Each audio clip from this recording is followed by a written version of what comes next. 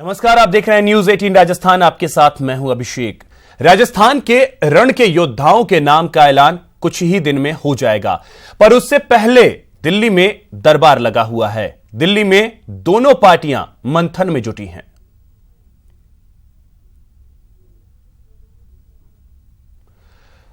तो दो अलग अलग तस्वीरों के जरिए हम आपको दिखा रहे हैं कि बीजेपी और कांग्रेस दोनों ही पार्टियां प्रत्याशियों को तलाशने में जुटी है और सोमवार तक प्रत्याशियों के नाम का ऐलान कर सकती हैं बीजेपी और कांग्रेस। तो बीजेपी बैठक कर रही है, वहीं कांग्रेस भी अपने उम्मीदवारों को खोज रही है।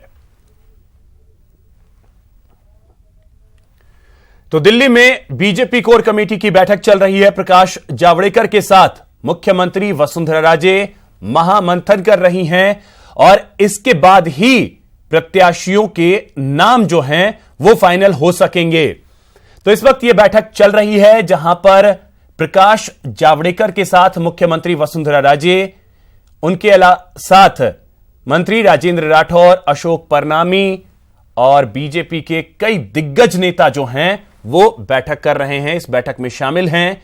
टिकट को लेकर सेमीफाइनल का दौर जो कहें वो चल रहा है और जल्द ही जो फाइनल लिस्ट है वो सामने आ जाएगी।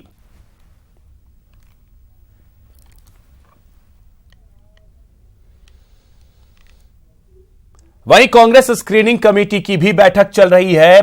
15 GRG पर स्क्रीनिंग कमेटी की बैठक हो रही है जहां पर हड़ौती, मारवाड़ और बीकानेर संभाग को लेकर मंथन चल रहा है। इस बैठक में कुमारी शैलजा, सचिन पायलट, रामेश्वर डूडी समेत कई कांग्रेसी दिग्गज जो हैं वो मौजूद हैं। साथ ही आपको बता दें कि 12 नवंबर को सीसी की बैठक प्रस्तावित है और ऐसे में कयास ये लगाए जा रहे हैं कि सीसी की मंजूरी के बाद कांग्रेस अपनी पहली सूची जारी कर देगी।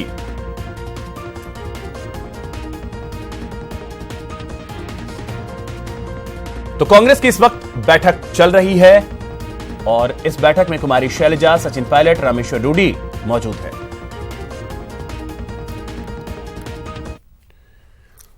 वहीं कुमारी शैलजा ने कहा है कि स्क्रीनिंग कमेटी में हम विस्तार से चर्चा कर रहे हैं। सभी सीटों पर सिंगल नाम का पैनल तैयार किया जा रहा है और जल्द ही काम पूरा कर लिया जाएगा और 200 विधानसभा सीटों को लेकर वो काम कर रही हैं।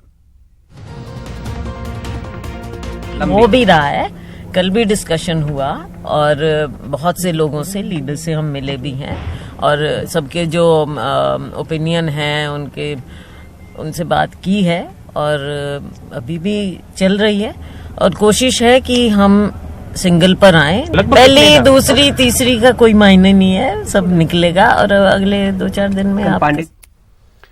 बात करते हैं अमर सिंह की, जो कि उदयपुर में रहे, जहां उन्होंने संघ के बारे में बयान दिया है। उन्होंने कहा है कि संघ मुस्लिम विरोधी नहीं है।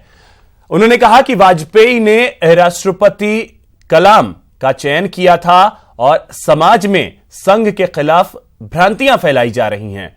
सपा नेता आजम खान पर भी उन्होंने निशाना साधा।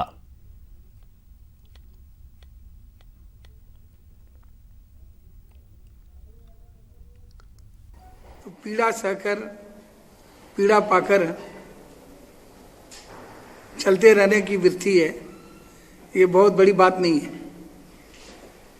और जहां तक मर्यादा का प्रश्न है, तो मर्यादा का संबंध सीधे सीधे समाज और समाज की स्थिति से।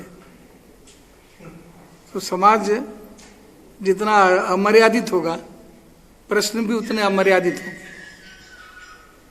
क्योंकि चाहे पत्रकार हो या सार्वजनिक जीवन का व्यक्ति, वो समाज से प्रतिबिंबित है। सेवा भारती के बारे में मैं इतना ही कहना चाहूंगा। राष्ट्रीय स्वयंसेवक संघ की भारी शाखाएं हैं। वो कहते हैं ना, हरि अनंत, हरि कथा अनंता। उधर श्रीगंगानगर में जमींदारा पार्टी ने अपने चुनावी अभियान का आज से आगाज कर दिया है। जमींदारा पार्टी के राष्ट्रीय अध्यक्ष बीडी अग्रवाल और उम्मीदवार वर्तमान विधायक कामिनी जिंदल ने अपने पार्टी कार्यालय से लोगों के साथ झांकी वाले बालाजी मंदिर में जाकर आशीर्वाद लिया। इस अवसर पर कामिनी जिंदल ने कहा कि वे साफ नीति के साथ राजनीति करने में विश्वास रखती हैं, इसीलिए 2013 में जनता ने उनको आशीर्वाद दिया था। लेकिन 5 साल का समय किसी भी भ्रष्ट सिस्टम को खत्म करने में कम होता है।